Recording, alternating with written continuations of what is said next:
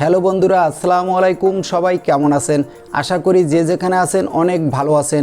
বন্ধুরা, আজকে ভিডিওতে আমরা কথা বলবো Oppo K11 Pro এই ফোনটি নিয়ে। এই ফোনটির কিছু হাইলাইটেড বিষয় হচ্ছে, এই ফোনটিতে থাকতে যাচ্ছে 2021 সালের একটি খুবই দুর্দান্ত 5G প্রসেসর, আরও থাকতে যাচ্ছে 120 হার্জের ডিসপ্লে।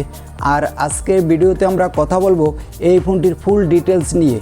এই ফোনটিতে কি স্পেসিফিকেশন থাকতে যাচ্ছে, এই ফোনটির প্রাইস বাংলাদেশ ও ইন্ডিয়ান মার্কেটে কত হতে পারে, এই ফোনটি কবে লঞ্চ হবে, এছাড়া জানাবো প্রাইস অনুযায়ী ফোনটা আপনার জন্য কতটা ভ্যালু ফর মানি প্রোভাইড করা হতে যাচ্ছে। সো সবগুলো বিষয় নিয়ে কথা বলবো আজকের ভিডিওতে। সো আপনাকে বলবো সম্পূর্ণ ভিডিওটি আমাদের সাথে দেখতে থাকুন। আশা করি ফোনটি সম্পর্কে বিস্তারিত জানতে পারবেন। আর মূল ভিডিওতে যাওয়ার আগে দেখে নিন তো আমাদের চ্যানেলটি সাবস্ক্রাইব করা আছে কিনা। যদি না থাকে তাহলে অবশ্যই চ্যানেলটি সাবস্ক্রাইব করে পাশে থাকা বেল আইকনটি প্রেস করে রাখবেন, যাতে করে আমাদের পরবর্তী কোনো ভিডিও মিস না হয়ে যায়। সো সবার প্রথমে আমরা আলোচনা করব এই ফোনটির ডিজাইন ও বিল্ড কোয়ালিটি নিয়ে। এই ফোনটিতে ব্যাক সাইডে থাকতে যাচ্ছে কোয়াড ক্যামেরা সেটআপ এবং সামনে থাকবে সিঙ্গেল পাঞ্চল কাটিং ডিসপ্লে।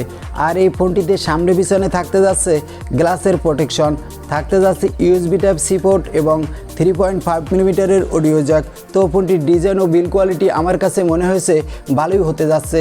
এবার আমরা আলোচনা করব এই ফোনটির ডিসপ্লে সেকশন নিয়ে।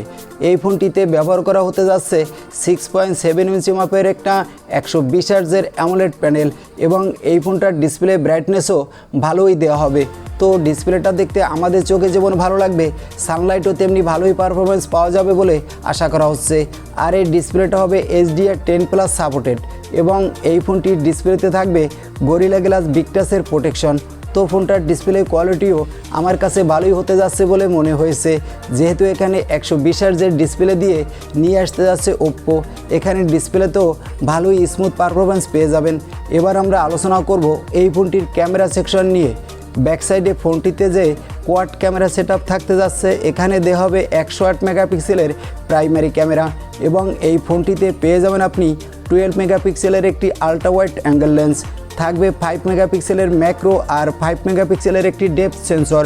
সামনে থাকতে যাচ্ছে 44 মেগাপিক্সেলের সেলফি ক্যামেরা। ব্যাক সাইডে ক্যামেরা দিয়ে আপনি 4K রেজুলেশনে ভিডিও রেকর্ড করতে পারবেন এবং সামনে ক্যামেরা দিয়ে ফুল HD+ রেজুলেশনে ভিডিও রেকর্ড করার সাপোর্ট পেয়ে যাবেন। এছাড়া এই ফোনটিতে সামনে পিছনে দেওয়া হতে যাচ্ছে OIS, যাতে করে আপনি নড়াচড়া করা অবস্থায়ও ভালোই স্টেবল ভিডিও রেকর্ড করতে পারবেন। তো ফোনটার ক্যামেরা কোয়ালিটিও আমার কাছে মনে হয়েছে ভালোই হতে যাচ্ছে। এবার আমরা আলোচনা করব এই ফোনটির প্রসেসর সেকশন নিয়ে।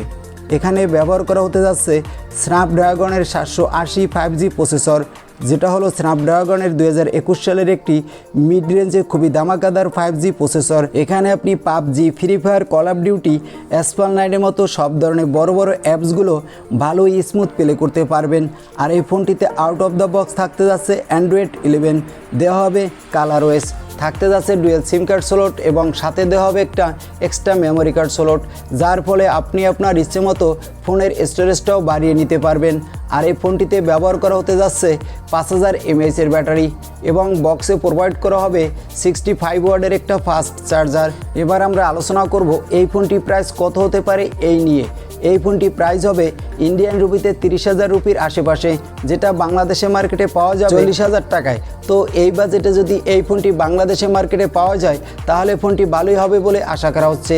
এখানে যেমন থাকছে স্টাইলিশ ডিজাইন, তেমনি থাকছে দুর্দান্ত ক্যামেরা কোয়ালিটি এবং থাকবে দুর্দান্ত 5G প্রসেসর এবং 65 ওয়াটের ফাস্ট চার্জার।